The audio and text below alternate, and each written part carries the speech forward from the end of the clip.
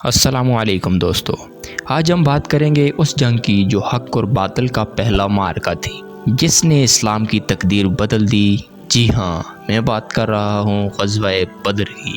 وہ جنگ صرف ایک جنگ نہ تھی بلکہ ایمان کا امتحان تھی۔ پس منظر: جب رسول اللہ صلی اللہ علیہ وسلم کو معلوم ہوا کہ قریش کا قافلہ جو ابو سفیان کی قیادت میں تھا مدینہ کے قریب سے گزر رہا ہے، تو آپ صلی اللہ علیہ وسلم نے صحابہ اکرام کو تیار کیا۔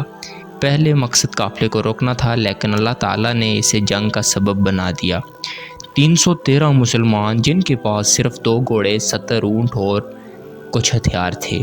ان کے پاس نہ بڑی فوج تھی نہ جدید اسلحہ، بس ایمان تھا، یقین تھا اور اللہ کی مدد کا بھروسہ تھا۔ دوسری طرف قریش کی فوج تقریباً 1000 جوانوں پر مشتمل تھی۔ یہ لوگ مکہ سے بڑے تکبر اور غرور کے ساتھ نکلے تھے تاکہ مسلمانوں کو جڑ سے اکھاڑ دیں۔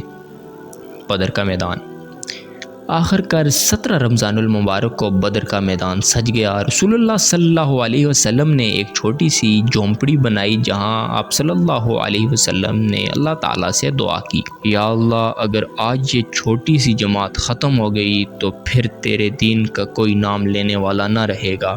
یہ وہ لمحہ تھا جب آسمان سے فرشتے اترے، اللہ کی مدد کا وعدہ پورا کیا۔ قرآن مجید میں ارشاد ہے، اور یاد کرو جب تم اپنے رب سے مدد مانگ رہے تھے تو اس نے فرمایا، میں تمہاری مدد 1000 فرشتوں سے کروں گا جو یکے بعد دیگر آئیں گے۔ جنگ کا آغاز مقابلے سے ہوا۔ حضرت حمزہ رضی اللہ تعالی عنہ، حضرت علی رضی اللہ تعالی عنہ اور حضرت عبیدہ بن حارث رضی اللہ تعالی عنہ نے قریش کے مشہور پہلوانوں کو شکست دی۔ پھر پورے میدان میں جنگ شروع ہو گئی۔ مسلمان ہر طرف سے اللہ اکبر کے نعرے لگاتے ہوئے دشمن پر جھپٹ رہے تھے۔ فرشتے بھی ان کے ساتھ شریک تھے۔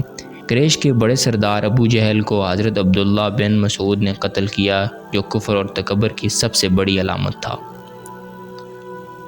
فتح کا اعلان: آخر کار اللہ تعالیٰ کی مدد سے مسلمان کم تعداد اور کمزوری کے باوجود کامیاب ہو گئے۔ مشرقین کے 70 افراد مارے گئے، 70 قید ہوئے، جبکہ مسلمانوں کے صرف 14 جانباز شہید ہوئے۔ کامیابی نہ صرف جنگ میں ہوئی بلکہ حوصلے، ایمان اور یقین میں بھی ہوئی۔